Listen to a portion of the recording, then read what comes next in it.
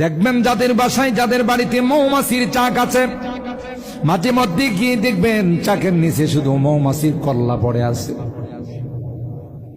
না হলে যাচাই করেন, তো কোরআনের কথা, কিতাবের কথা। ওই কেল্লাগুলো কেন পড়ছে? শিরোচ্ছেদ করা হয়েছে যে 2 নাম্বারই করলে কেন কোরআনের আয়াত কি মিথ্যা? এ ভাই, হাজার হাজার মাইল দূরের থেকে ওই মৌমাছির পেটের থেকে যখন মধুর রসটা, ফুলের রস, ফলের রস, মিষ্টির রসটা বাহির করে যখন চাকে রাখে, আর ওইটা যদি আপনি খান, আল্লাহ নবী বলেন সব রোগের শিফা। একই ফল, একই ফুল, একই মিষ্টির দোকান, একটা মেশিন থেকে বাহির হলো, এটা সমস্ত রোগের শিফা। আর আরেকটা মেশিন থেকে বের হলো, এটা হলো আপনার মরার কারণ। বেশ কমটা কে করছেন? এরকম হাজারো কুদরতি নিদর্শন। আল্লাহ বলেন, ও মৌমাছির দিকে যাওয়ার দরকার নাই, আসমানের দিকে তাকানোর দরকার নাই, জমিনের দিকে তাকানোর দরকার নাই, তুই তোর বডির দিকে তাকাই। ওয়াফি আনফুসিকুম আফালা তুবসিরুন।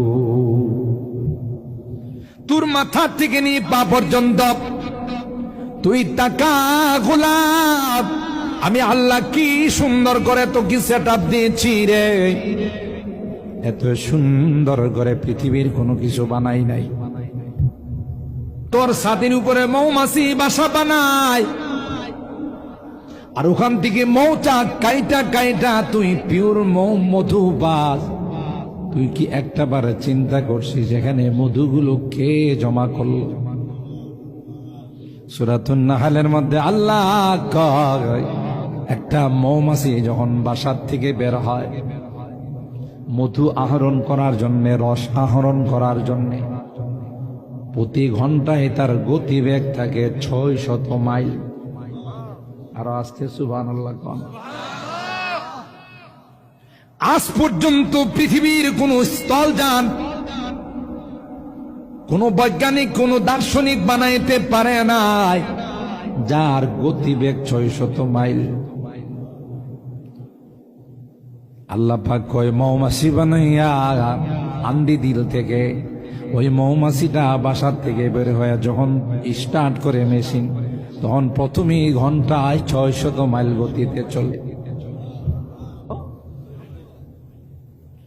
এই বাংলাদেশের মৌমাছি ইন্ডিয়াতে যায়, পাকিস্তানে যায়, আফ্রিকায় যায়, সৌদি আরব যায়, কুয়েত, কাতার যায়। আল্লাহু আকবার বলেন।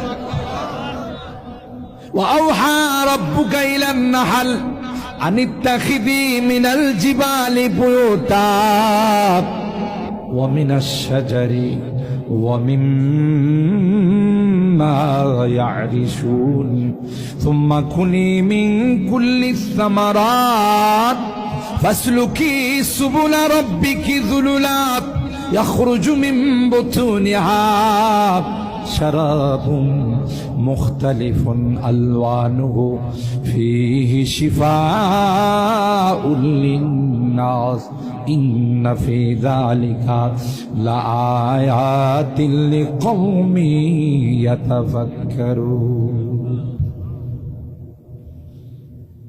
যে মৌমাছিগুলো ঘন্টায় 600 মাইল গতিতে চলে, দেশ বিদেশে যায় রস আহরণ করতে, পরে যখন আন্দি দিল আসার জন্য রওনা দেয়, বিভিন্ন মোড়ের মধ্যে আসা রাস্তা হারায় যায়। কি বলেন? কোনদিন কি কোন মোড়ের মধ্যে ট্রাফিকরা এসে জিজ্ঞাসা করছে, ভাই আমি তো ব্রাহ্মণবাড়িয়ার আন্দি দিলে যাব, আমার বাসা ওখানে, আমি তো বিশ্ব রোডে এসে রাস্তা হারাই গেছেন, কি সিলেটের দিকে যাব না আশুগঞ্জের দিকে যাব? জিজ্ঞাসা করে। আল্লাহ কয় তোমাদের বিমান চালায় পাইলট, ক্রু পাইলট, যারা বিমান চালায় এরা তো একটা নকশাকে, ম্যাপকে দেখে দেখে চালায়।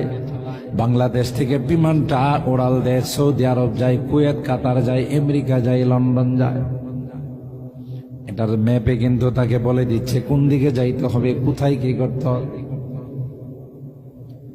কয় তোমার দেশের বিমান যিনি চালায় পাইলট তার ম্যাপকে অনুসরণ করে এক জায়গা থেকে আরেক জায়গায় যায়, কিন্তু আমার মৌমাছি কোন কারিগরি বিশ্ববিদ্যালয়ে লেখাপড়া করছে?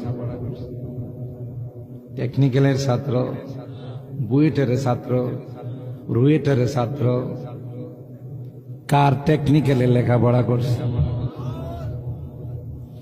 আল্লাহ বলেন মৌমাছিটা তার সামনে নকশা নিয়ে যখন উড়াল দেয় সুজা তার বাসায় চলে আসে। সুবহানাল্লাহ। তুমি কেন চিন্তা করো না, একই মিষ্টির দোকানে দুই রকমের পোকা দেখবা, একটা দেখবা মৌমাছি আর একটা দেখবা ভীমরুল। দুইটাই কিন্তু মাতৃভান্ডার থেকে রস খায়, দুইটাই কিন্তু বিভিন্ন গাছগাছালির ফুলের রস খায়। একটার মেশিন থেকে বের হয়, এটা যদি তোমার গায়ে পুশ করে তুমি মারা যাও, আরেকটার মেশিন থেকে বের হয়, আল্লাহ বলেন এটার মধ্যে আমি আল্লাহ তোমার সমস্ত রোগের শিফা রেখে দিলাম। একই রস, ফল ফুলের মিষ্টি, দুইটা মেশিন থেকে বের হলে একটা হয় মানব জাতির শিফা, আরেকটা হয় মানব জাতির মরার কারণ বিষ। কি কোটা আর একটু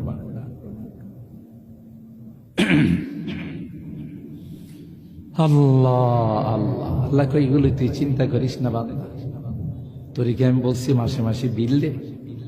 তোর কাছে কি আমি টাকা চাইছি?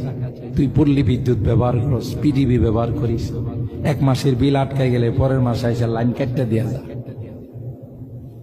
কই নামাজ পড়িস না, আমি তো তোর রিজিক বন্ধ করি নাই, রিজিক কাটি নাই। তুই আমার নাফরমানি করিস, আমি কোনোদিন বিরক্ত হয়ে তোকে শাস্তি দেই নাই। তুই আমার কত নাফরমানি করলি, সুদ খাস, ঘুষ খাস, হারাম খাস, বেপরদায় চলিস, বলেও তুই নামাজ পড়িস না, তাও তো আমি তোর কোনো লাইন কাট আপ করি না। ঠিক না বেঠি? তুই কি আমার দুইটা সেজদা দিতেও পারিস না, নিমক হারাম কথা কারাম। তুই সিজদায় যখন পড়ে যাবি, সিজদা দিতে দেরি হয়, সমস্ত নিয়ামতের শুকরিয়া আদায় হতে দেরি হয়। আল্লাহ বলেন পিওর মধু তোমার জন্য মধুর চাকে রেখে দিলাম। ওই মৌমাছি যখন মধু নির চাকের মধ্যে জমা করতে যায়, মধু রাখার আগে কয়েকটা কড়া চেকিং হয়, চেকপোস্ট বসানো আছে। যারা চেকার চেক করে চেকপোস্টের মধ্যে, ওরা ভালো করে যাচাই করে মধুটা এক নাম্বার না ভেজাল। যদি কোনো কারণে মৌমাছির চেকপোস্টের মধ্যে মধুটা ভেজাল ধরা পড়ে, সাথে সাথে রানীর কাছে নিয়ে যায় ইয়াসুবুন নাহার, যিনি এ মৌমাছিদের নেত্রী রানী, তার নাম হলো ইয়াসুবুন নাহাল। গিয়ে বলে ম্যাডাম, এই যে শয়তানে মুনাফিকি করছে, এক নাম্বার মধু নিয়ে আসায় আমাদের চেকে ধরা পড়ছে 2 নাম্বার মধু। রানী তখন বলে কি করলি? তুই জানিস না কোরআনে যে আল্লাহ আমার মধুর প্রশংসা করছে? কোরআনে আল্লাহ বলেন ইয়াখরুজু মিন বুতুনিহা শারাবুম মুখতালিফুন আলওয়ানুহু ফীহি শিফাউল লিন্নাস। কেন ভেজাল করলি? তখন মনে হয় নেত্রীরে কয়েক লাখ টাকার বান্ডিল দিলে বলে ঠিক আছে তোর বিষয়টা পরে দেখবো, এখন থাক। কথা কয় না? যেমন আমাদেরকে যদি কিছু টাকা দেওয়া হয় তখন বিচার আচার কিন্তু 2 নাম্বারই হয়ে যায়। কথা কয় না? আপনাদের আন্দি দিলে নাই, অন্য অন্য এলাকায় আছে, দরবার শাড়ি যখন হয় তখন মাতবর সাহেবকে যদি কয়েকটা বান্ডিল দেওয়া যায়, কয়েকটা নোট যদি ধরাই দেওয়া যায়, তাইলে কিন্তু মাতবর সাহেবের পরের দিনের সুর আর আগের দিনের মতো থাকে না। ঠিক না বেটি? ইয়াসুবুন নাহার মৌমাছির নেত্রীরে যদি বলে ম্যাডাম বেনারসি